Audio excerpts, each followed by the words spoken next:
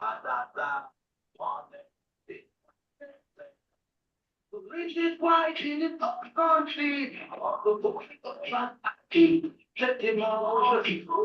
Pierre, is that coming from you all?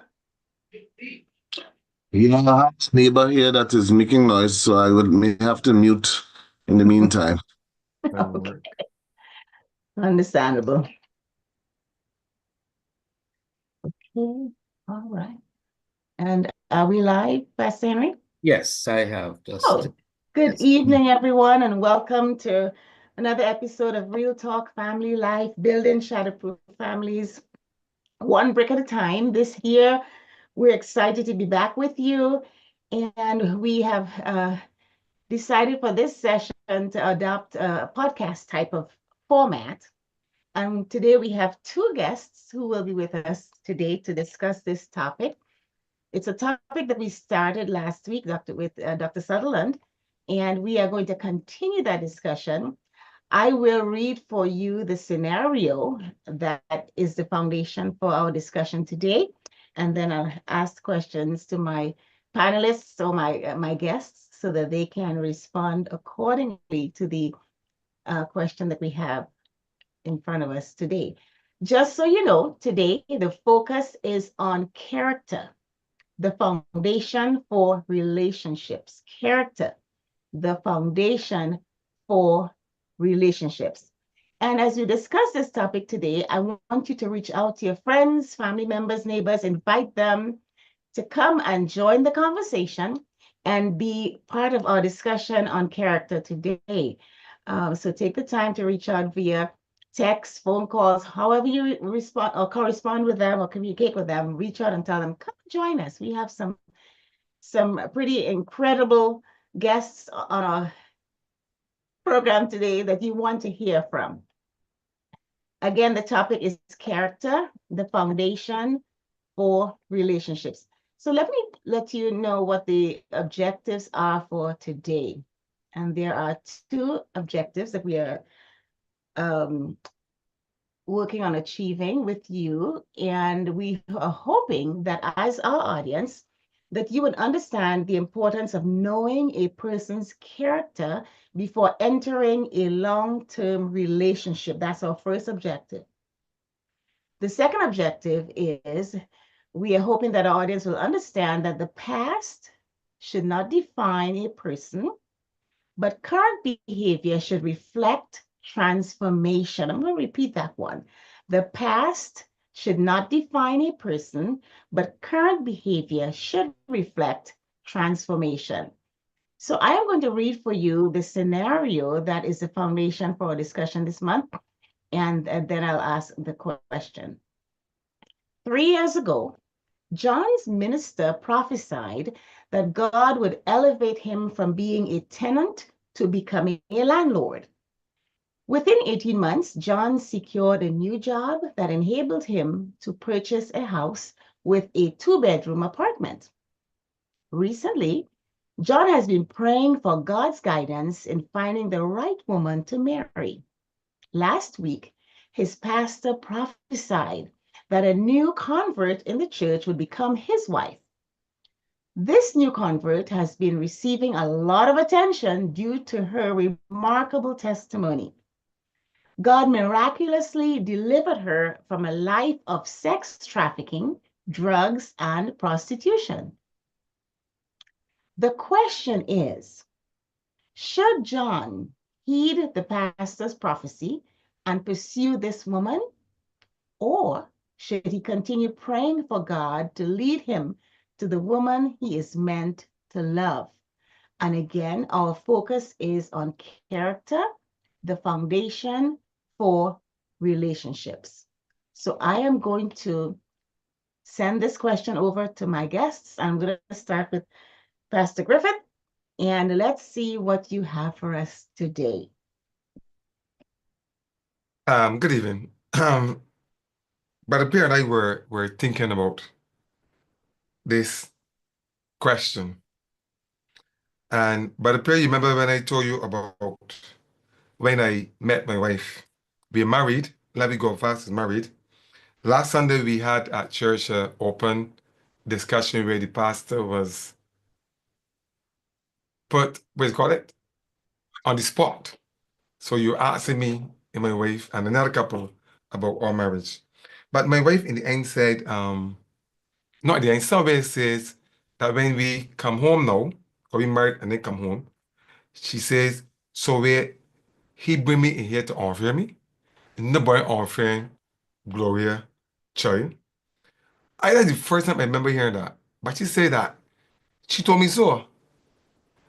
And I mean, after 30 years now, I said that I've never unfair, I think, you know. But I asked myself, why was my wife thinking like that?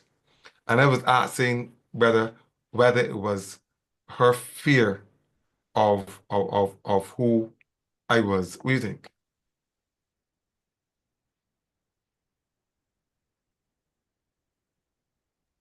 Okay, good night to everybody. Indeed, I mean, when you get into marriage, it is a fearful thing. While we spend a lot of time maybe in courtship, you certainly don't. You may go court, you're on a date, you go to dinner, whatever, and you go back home all by your lonesome. Now, when you enter into marriage and the reality hits home, certainly there will be some sort of fear. And persons have been said, to really and truly, want to go back home and all of that. Okay. So it is a fear. It is a fear of having to live with this stranger for the rest of your life. Okay. It could be pretty intimidating, pretty frightening. But at the end of the day, things basically work out, and the fears are alleviated just by relationship and by really and truly getting to know the other person. So you make me believe that is kind of she was probably reflecting her insecurity and she being cautious about what she was doing. Yes, I mean there is insecurities right there. You may be asking questions now during the courtship. There might be scenarios that you would bring up and we discuss it. You know what I mean? But when for want of a better word, when the rubber hits the road, when the reality sets in, there is that fear. Fear of, am I going to meet up? Are you going to meet up to the standards and the expectations that I have? How am I going to function? What are the roads that lie ahead of us? What are the challenges that we are going to overcome? And the talk before during courtship has now turned to reality. And some tough decisions have to be made. So I'm agreeing with you that a person should never marry a stranger. And I believe that opportunities need to be created for people to get to know one another because it's all about character. And I spent a little time studying what character is. And let me just quote what one dictionary says, that character is the particular combination of qualities that is in someone and that makes them different from others. So would you agree that we are all different individuals? But of course, we are all different individuals. The thing about that is what we try to do in marriage is combine those differences and be able to work around them. It's almost like a glove in hand. Right, we have to intermingle, we have to interconnect, and sometimes there are challenges in doing so. There are challenges. There are times when there is some friction in doing that, and we certainly try our best to work it out. What is important is that the state of courtship must aerate some of the issues that one may have, especially the background issues. But you can't aerate that enough. These days, in the whole issue of courtship, and I think that persons may have different objectives, during courtship.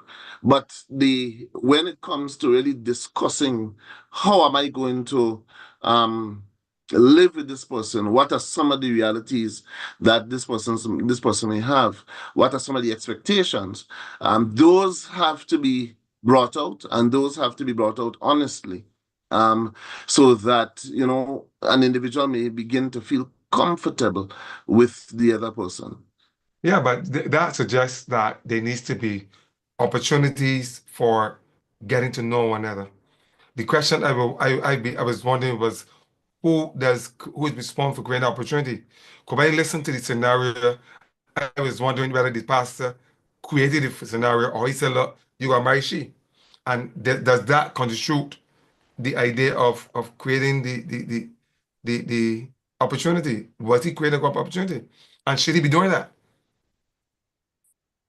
Well, I do believe that the church should participate in really and truly creating some of the opportunities. Of course, you will have opportunities on the different spectrums, but one of the best places maybe to start is have the church create some opportunities.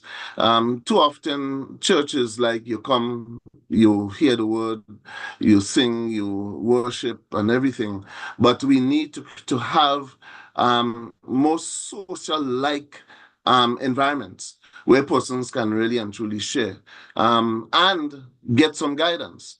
Sometimes, when we do it by ourselves, a lot of times we are relying on our own experiences, all right?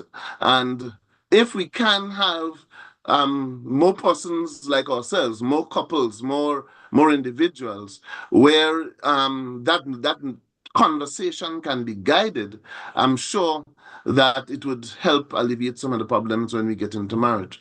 We need to foster that, because you have sometimes young people meeting in various places, and you hear the conversation, and they are not, when you listen carefully, there is no guidance.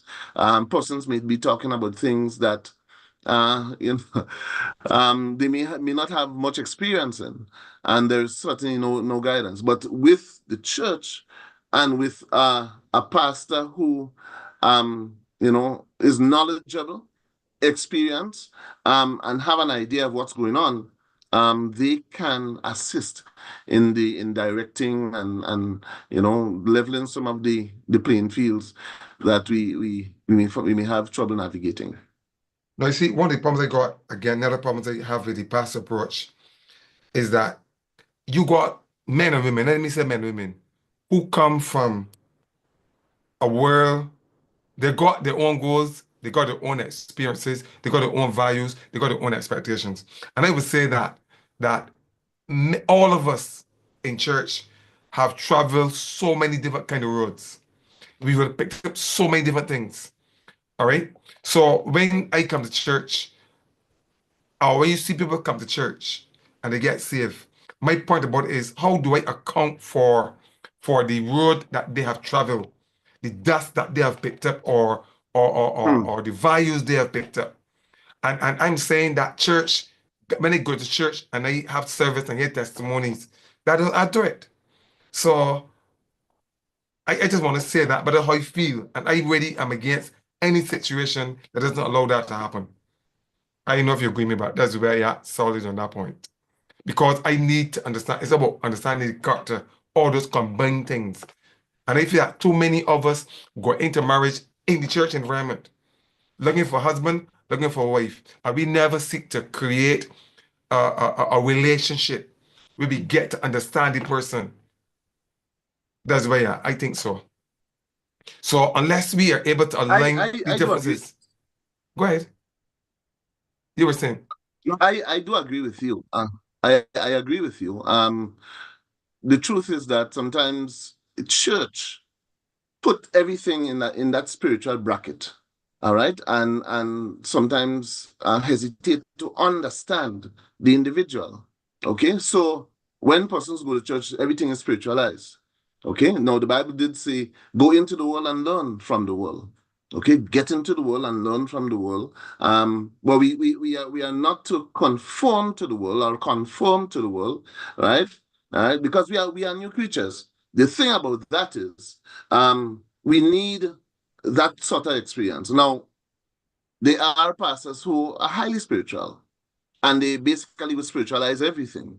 Okay. But we need persons with psychology, we need persons with some idea of sociology, etc. And we need that broad spectrum experience to bring to bear some of the issues that persons would find difficult to navigate. We just have to have the conversation in an open environment, in an environment that is free of judgment and free of all the things that may sometimes can compress it or depress it, and to allow persons to experience. You have, for example, the issues of sex, the issues of sexually transmitted infections, and there are pastors and so that are afraid to begin to have that discussion. Okay, but it is there in the open 24/7. When we look at news, for example, all right, around prime time, you see some very explicit advertisements and all of that, and persons can be misled. And I'm just using that soft example as a as a point illustration. of discussion. But we need to really and truly talk to people. Okay. Now, in the secular world, I have the opportunity to talk to men about things, and without bringing in the spiritual issues. All right, and when you do that, you find them they are more open.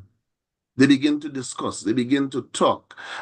They could just express themselves the way that they want to express themselves. All right. And later on, you bring that back and you lead them to Christ, or you direct them to God. Okay. But the truth is, church needs to be a little bit more accommodating and make some adjustments to be able to bring persons in a safe space, so to speak. So we're emphasizing the importance of understanding character, but I also discovered something else. A woman once said that, well, I'm not being biased, but I just quote the statement that a woman does wear several hats. And it can be males too. In other words, there's a certain hat you wear when you go to church, and a certain hat you wear when you're playing games or you probably take it off. And I have learned over the years that the best way for me to understand my partner, especially when I'm courting, is to see her, and I talk from a man perspective, but I just go the other way. See her at home working, see her watching a movie, coaching, say, what? I will go to party that money. What? I want to know doing. You understand? Or you watch her playing the game and you see that she's very fair, she gave it the game, or what. And I'm telling you, you can't always be thinking and pretending. I remember at school, our Spanish teacher said that when war was going on and they want to find out whether you were a spy or not, because there were some people who knew the language well. He said what they would do was they would get angry, get mad, and then you would think. So I think that it would be a good point if people would understand the value of, and if they want to understand the character of they're supposed to be, how important it is to be among your friends, how to change the environment and change the occasion where to keep money to determine if that is. Because you want, in other words, people tend to show you what they want you to see. Now, I think having said that, I want to add quickly before we move on, that I believe that the whole idea of marriage, and I want to say this here, is like a house. You buy a house, you gotta maintain it, but just order by itself. But I want to jump anxiously to the question about a man past should not define a man shall be defined by or So let before me say once again. Once again. before you do that, Pastor Griffith, before you do Yes, that, ma'am. Pastor Griffith, allow me to kind of Yes. encapsulate some of what you guys I'm sorry. talked about. Yes. Now, this is rich conversation. I appreciate that so much. You first define character as a combination, and I'm giving a synopsis, combination of mental and moral qualities that are very distinctive of an individual. And as I'm thinking about that, I'm thinking of qualities such as honesty, integrity, empathy, resilience, just to name a few, right? Some of those things that really build strong relationships, things that really you can bring to a relationship that will really build that relationship into a strong, lasting relationship, your trust, reliability, all of those things. And you also shared that I think Brother Pierre shared that the church should provide opportunities and experiences where individuals who are interested in each other, who are courting, who have an interest that may lead to marriage, provide those experiences and opportunities for them to get to know each other. So that they're not blindsided by some of the behaviors that may happen. I mean, there's no guarantee, but at least they get to know a little bit more about each other and so forth. And then you shared something about sometimes we are so spiritual, and even referred to some pastors, leaders who are so spiritual. And I thought about a statement I've heard all my life. You're so spiritually bound that you're no earthly good, right? Your focus is so much on heaven, but you don't know how to live here on earth, and you're not learning and using the qualities and the characteristics that God built into you, so you can be good at building those kinds of relationships. And then I love how Pastor Griffith ended it with saying, marriage is like a house. You buy the house, but now you have to maintain it. And as with a house, if you don't maintain it, it'll begin to break down on you. Things will fall apart if you don't maintain it. I really, really, really love that analogy. So to continue the conversation, and I'm going to ask Brother Pierre to lead off of this one. According to Galatians, or drawing on Galatians 5:22-23, taking us back to the scenario of John. John should not judge the woman by her past, but should take time for her to display the fruit of the Spirit. John should not judge the woman by her past, but should take the time to allow her to display the fruit of the Spirit. What do you think about that? Hey, let me tell you, Dr. Neff, myself and Pastor Griffith, we had some debate on this one. Let me put it this way first. Right? When somebody accepts Christ, the Bible says that they become a new creature. Okay? They become a new creature. You may have persons living a particular lifestyle before, and they accepted Christ, started to go to church and everything. But that individual takes time to become the new creature that we expect that person to be. You mean it's not overnight? It doesn't happen overnight. There might be attempts, okay, to change. Of course, an individual would know himself, and there certainly is attempt to do the changes, but it does not happen overnight. Now, let's say that individual does change. Okay, that individual does change. There are things that persons may still hold on to based on their experiences or the knowledge of that person. So, and the Bible talks about it, that we should not judge on everything. Okay, it is difficult. It is difficult. Not to have in mind the past and the past experiences that that person has. All right. And sometimes it's difficult to navigate around that as a couple when you have church or you have members of the church who may be constantly reminded about this person's past. Now let's talk about the individuals. John must, right? One of the first things that must happen is you must leave the past in the past and focus on the individual presently. Focus on helping that individual build, helping that individual be transformed into the person that, one, they would want to become, and two, the expectations that you may have. Now, that is easier said than done. And I pause. And that brings me back to the question about this girl. In the scenario, the girl opened she mouth and tell everybody what she should do. And then no, I told my son, I told you, I know that's you know, I told my son make sure he don't choose nobody with no lower moral value than he. So imagine that I was my son now and the woman going to broadcast that. My daddy ain't like that woman ain't feeling for me. But she gonna broadcast it.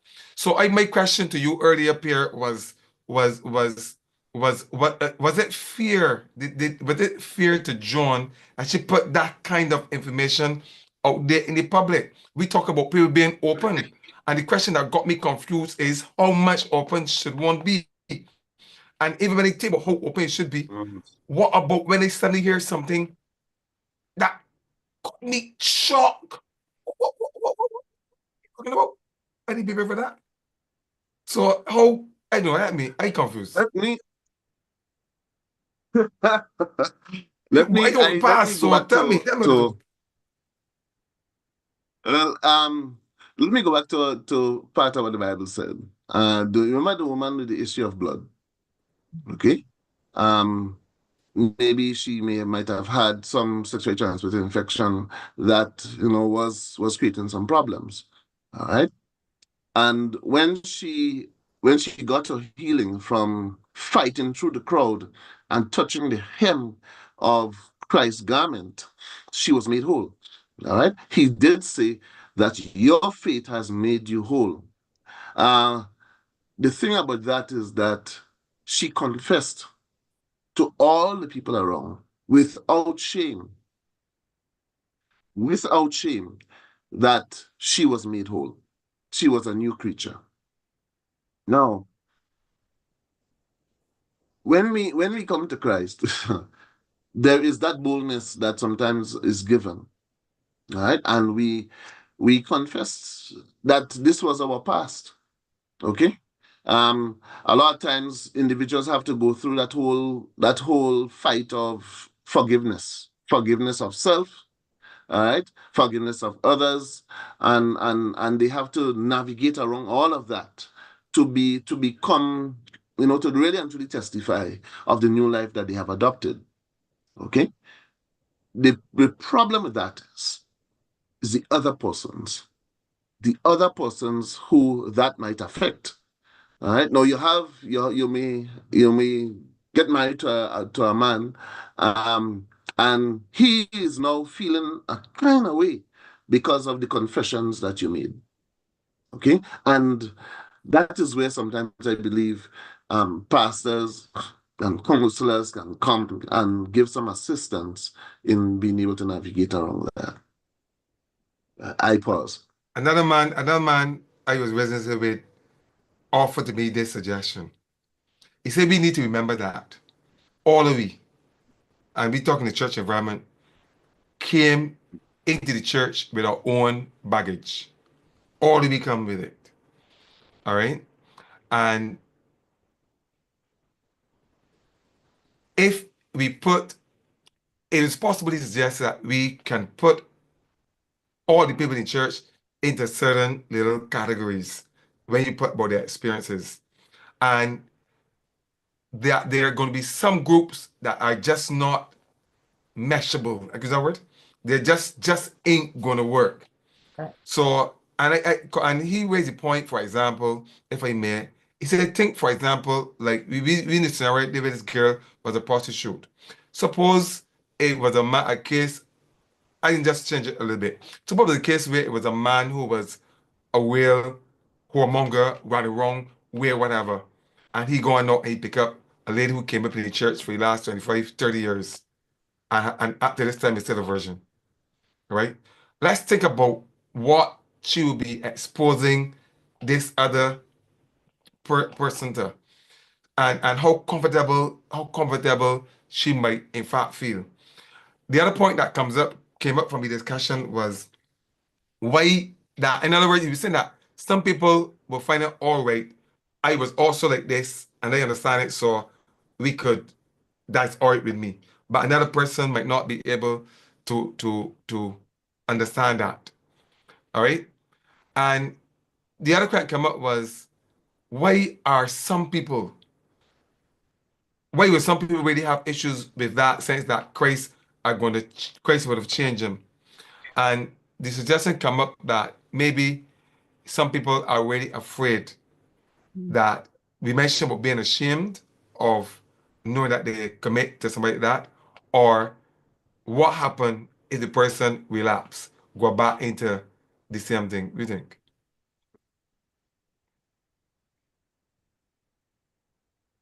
Wow. What happens if the person relapse? The truth is that if that person is within a marriage, there is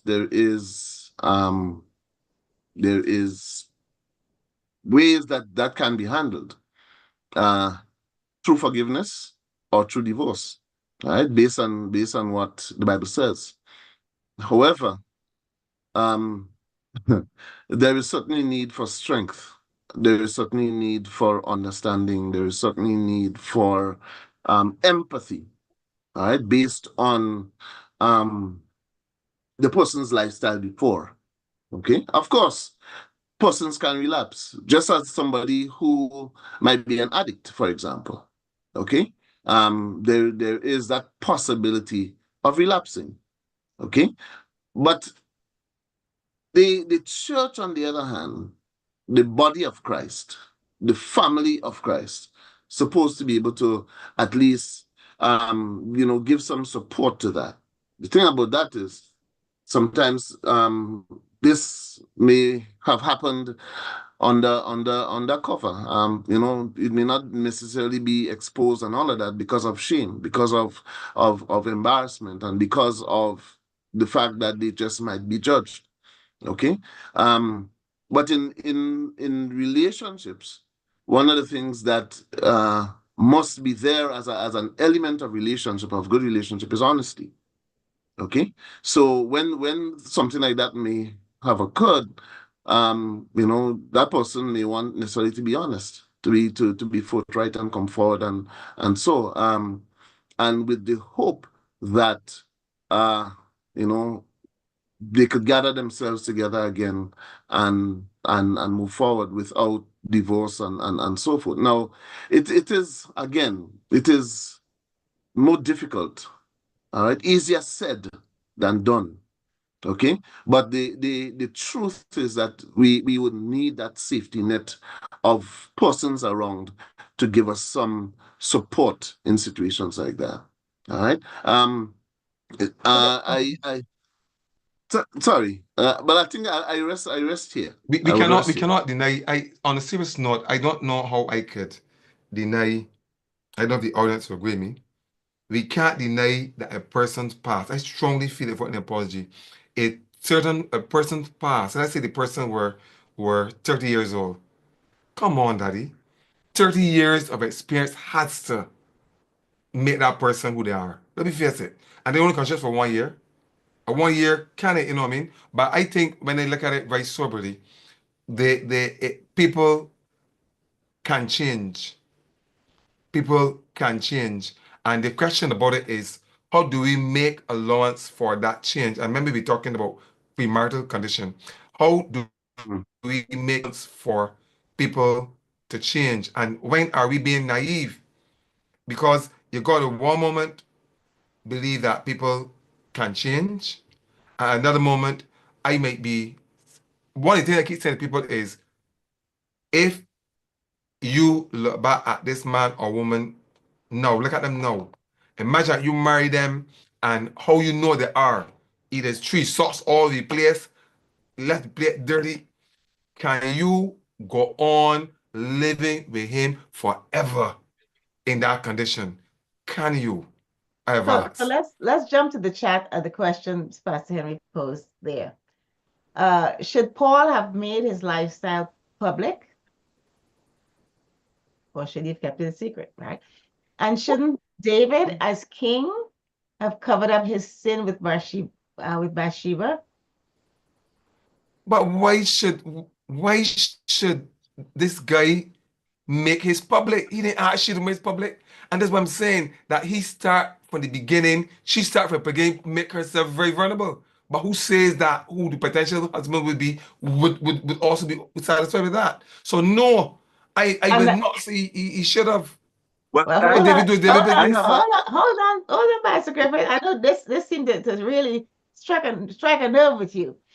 Another question, again, I'm in the chat. Should we as Christians follow the Caribbean standard of glorifying the village ram while Right. demonizing the jagabat? Would the man be treated differently to this young woman? let me just say this. For sins to be forgiven, it must be confessed. It must be Yes. confessed. To who? Okay? To To the God. church. And the Bible did say that we must confess our sins one to another. But that's my wife, not the church.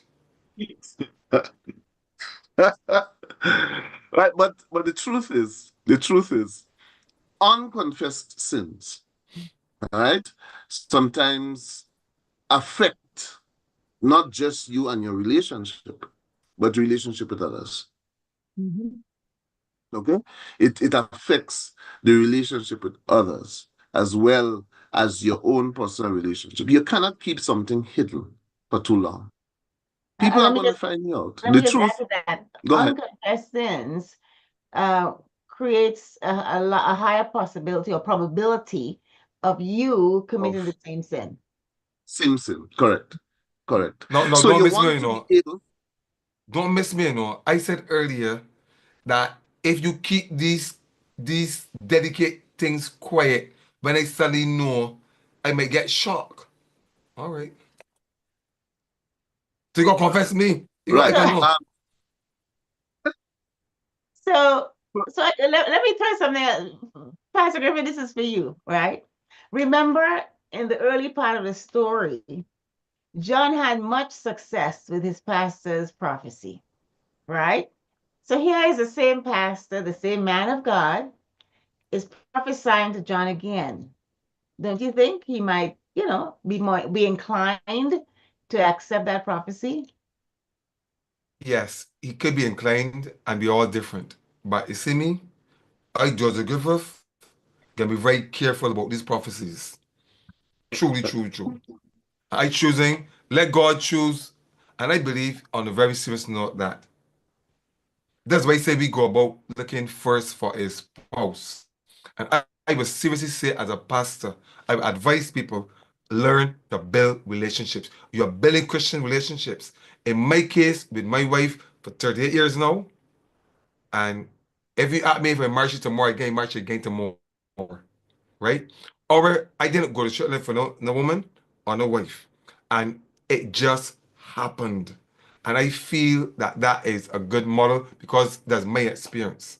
We tend to force this too much, and that's the problem. So I don't know that I want the pastor. I had a woman friend, a woman, son of friend, say, but Pastor Griffith, you can't choose a man for get a man for me. Me? So that pastor right there, not me. I can't support that. So the other scripture that we are is foundational to this discussion is Proverbs 31:10-31. And from that, here is my statement. The Christian man who values himself and his family should seek out a wife of noble character. I'm gonna go back to you, Pastor Grace. How you feel about that? Because I know how you feel about the other one. How do you feel about that one? I have given thought, and me and Brother Pierre was talking about that. And we asked the question, I can't remember what we agree on, but when does nobility start? Begin. We cannot separate the idea of the desire to change, and I went back to the story. Pierre probably tell you what he think when mobility starts. So I ain't answer that one. Leave that for him. But I use the example of combine it with change, of two ladies that I can see right now that I knew growing up. And in other words, Pierre would say they live a very colorful life. And now, Mhm. if I tell my son so and so that these two women have lived this life when they were young, my son tell me go timeless. So these people have changed. So the question is, when does nobility begin? And I was wondering that, and I won't leave it open. I know you asked me the question, but I try not to answer it. Let Pierre answer it. Because my concern was, in this case of the girl, because that we start with, I don't know that she was noble then, right? So chances are, as she began to live the life, I was wondering whether that nobility then start with her life going forward with Christ. And I would have mentioned the issue of that when I see it like salvation issue. There's justification, there's sanctification, and then there's glorification. So when does mobility and nobility begin? Maybe for my part, I put answering it is a process. So I don't know when it began. I can pinpoint it begin today. I pause. Well, I cannot necessarily determine specifically where nobility begins. When you accept Christ, all sins have been forgiven. Okay? Maybe that is when it should start. But as human beings, we are fallible. We make mistakes. And we have to give space for that and for forgiveness. Um, how do we move from that stage into a purer life? Okay, and again, it's a process. It is a process.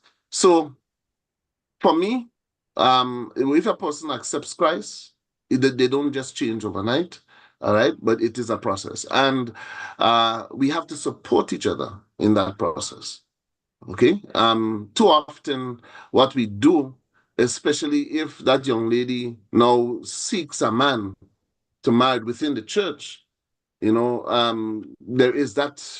almost like a fight. There's almost like friction going there, and it creates a problem. Now, the question that Pastor Henry asked in the chat about how do we deal with the man if he does the same thing as against the woman, if she lives a life that we consider lewd or bad, all right? And that has, as far as I'm concerned, we deal with both of them the same way. The same way. Too often we glorify what the man did and we condemn what the woman did, but it's the same thing that they're doing, if you understand what I'm saying. So what we need to do, really and truly, is to treat persons as individuals and and take away those gender biases, okay, and deal with the individual as an individual. We have to give support, right, and we have to condemn where condemnation is needed. I'm glad you said so, because I want to make sure that we don't end this program with people not understanding our position. That I said it earlier, but let me say it again. That people will come into church with all kind of experiences, both men and women. And there's some men who will come into church. I mentioned with the virgin girl just now, who are a lot worse off than this girl in this story, right? And the church is about receiving these kind of people. The church is the hospital where we work on these people. But I said earlier, and I want to emphasize to make sure that we don't get it wrong, is that people change, but there are also different character groups within the church, and the word is compatibility.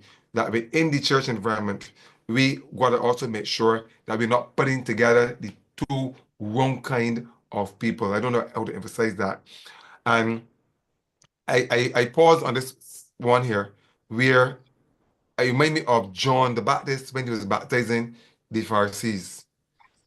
Many Pharisees came to baptize, and he said that they got to bring forth fruit, meat for repentance. And I am saying that any person who comes into church, we've come from all kind of mud and mire, all the way, male or female. All right.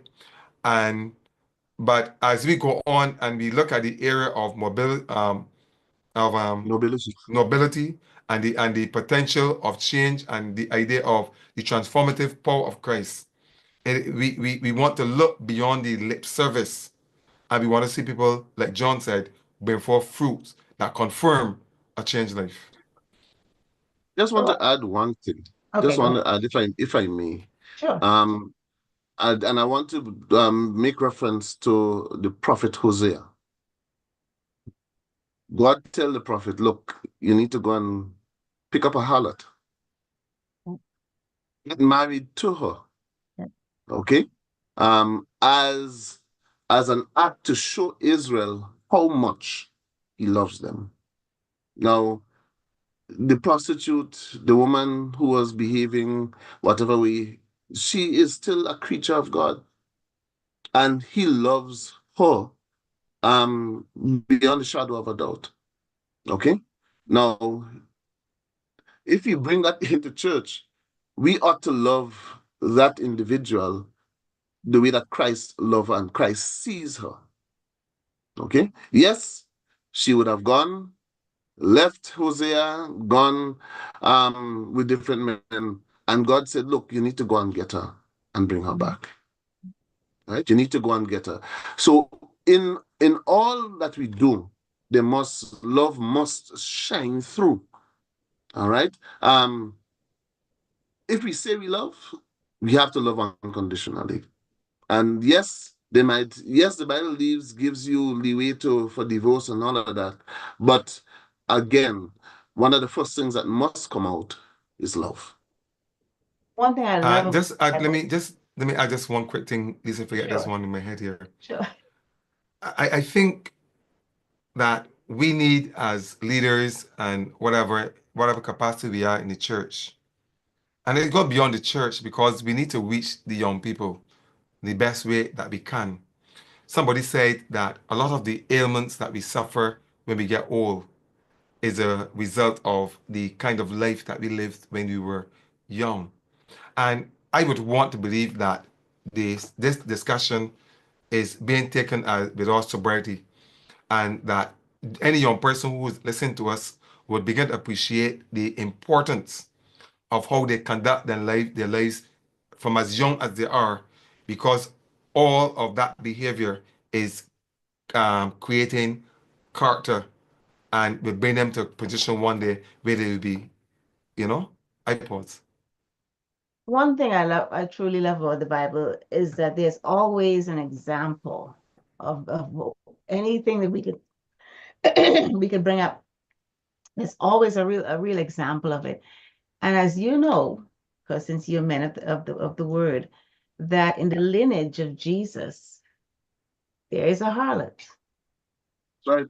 Remember That's the right. woman who let the spies down with her Yes, scarf, that's right. right? That's right.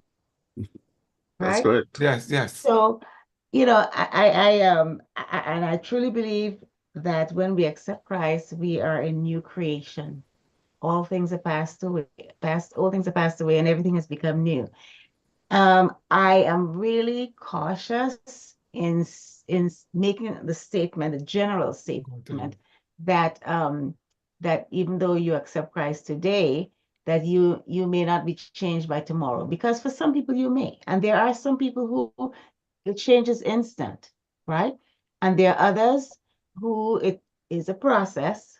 Yeah, like the rich young ruler who couldn't give up his riches. Others can't give up their little whatever it is, and it takes a process for them to eventually give up all that stuff, whether it's, whatever it is. But I do believe that there are some who come to Christ and instantly, that transformation is instantly. So I'm not going to judge as to whether or not the transformation has occurred. However, I think it's important for us to understand that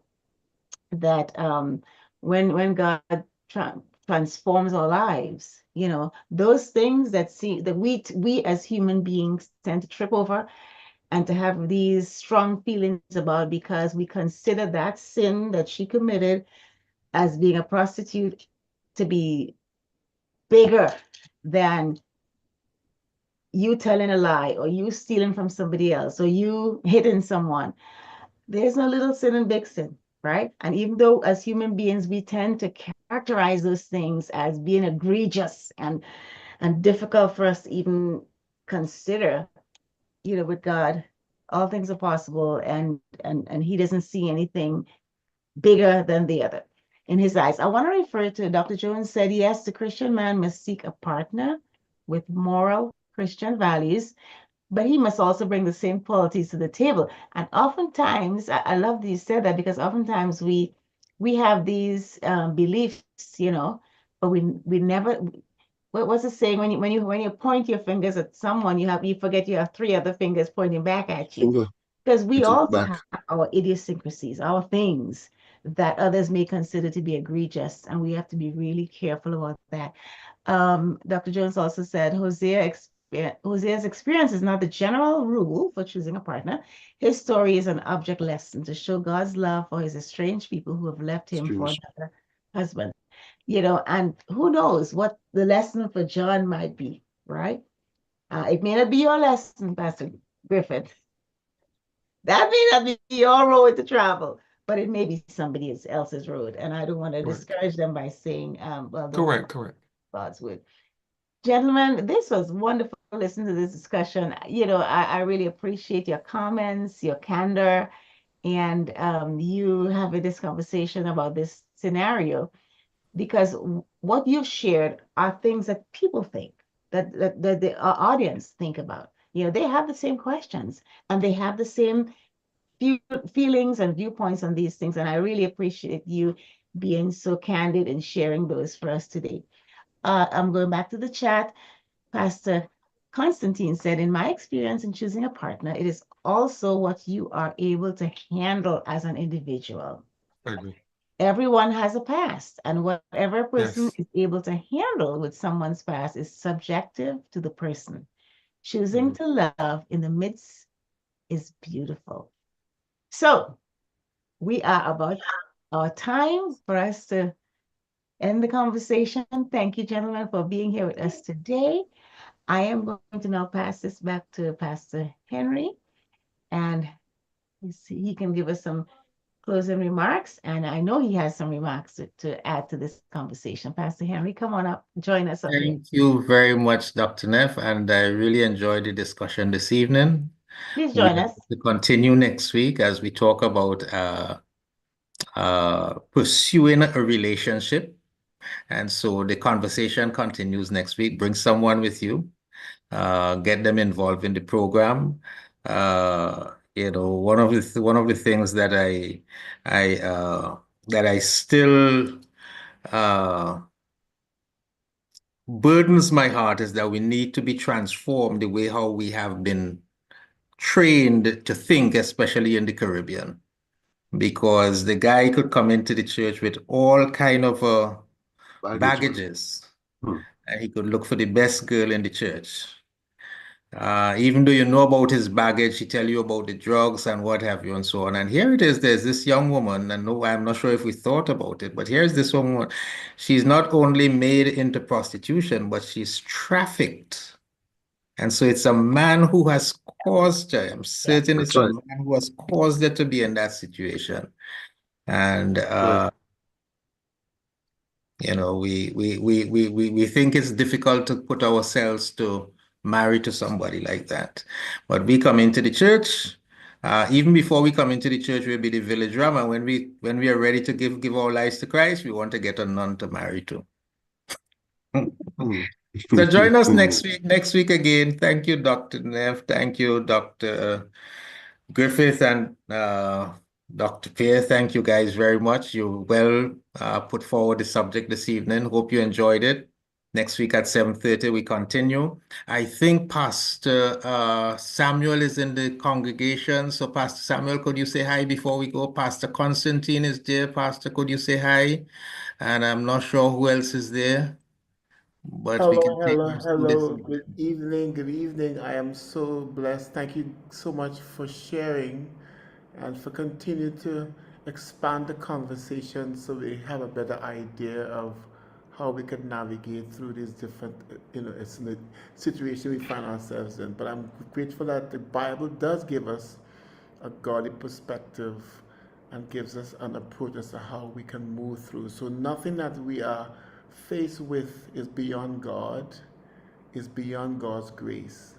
Everything that we encounter, God's grace is sufficient. It's not beyond His grace. His grace carries Correct. what we need to break through and to rise above. So thank you so much for sharing. And I know our audience is being impacted and educated. So I look forward to more fruitful, productive conversation as we continue to seek to build Shatterproof's life. Thank you, everyone. You. Pastor Constantine? Hi. Hi, good night, everyone. Just in sharing with my comment, in my personal experience, I had a past. My wife didn't have a past like me, but the grace of God allowed me, that change took place in my life. And I will truly say that we both, benefited from that change that Christ brought within my life, that Christ did in her life. And at the end of the day, we chose to love one another, and we buried, put away all the stuff that we have been through before, and we choose to build a life. And today we're going to celebrate 26 years of marriage. I'm not saying it was an easy road. No marriage is easy. It was a work in At progress. all. And it was for the grace of God, as Dr. Samuel said, the grace of God is not beyond no one. And that is what I love about the grace of God, where sin abounds, grace much more abound. And God was able to, to heal me, heal my wife, and we were able to navigate through many challenges that brought us to where we are today, to build and have children and build a future in our home. And if we had allowed, the negativity of our past to, to frame some negative thing that we shouldn't choose one another, then we would have missed God's will. A matter of fact, it had, some actual pastors that actually told me that my wife and I would have never made it together. They told me that literally. I had like 3 pastors tell me that. And here the grace of God proved them wrong, because I knew what God told me, and I know God, I was confirmed with her that we would have been together. And if I had listened to what those, pastors had said, I would have missed my destiny. After I built a beautiful life, with my wife, as again, it was not without challenges, and God never promised that. But, at least we have a good life and we have a wonderful family, and all my children are serving the Lord in ministry. And I'm thankful for the grace of God for that. So I really bless the Lord. The topic is great, and, choosing a partner is relative. what you're able to handle, because some people have deal breakers, and if that is a deal breaker, then you would not be able to have a successful future with that person, you know. So it's all about what you're able to handle, and that deals a lot to what you're able to forgive and your maturity. Amen. I Amen. think Pastor Bertram, Brother Bertram is there, but I'm not seeing him now.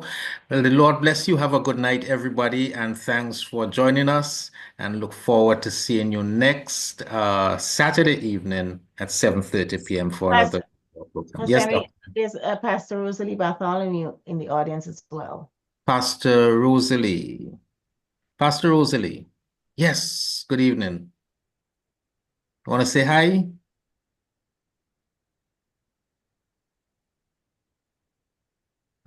Okay, probably I'm not seeing the mic unmuted or anything like that. So,